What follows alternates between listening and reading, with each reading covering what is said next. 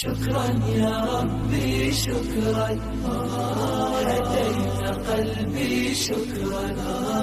ஒவ்வொரு மனிதனுக்கும் பூமியில் வந்த பின்பு அவனுக்கு என்னென்ன தேவைகள் இருக்கின்றனவோ அவைகள் அனைத்திற்கும் அல்லாஹ் தன்னைத்தான் விலாசமாக காட்டுகிறான்.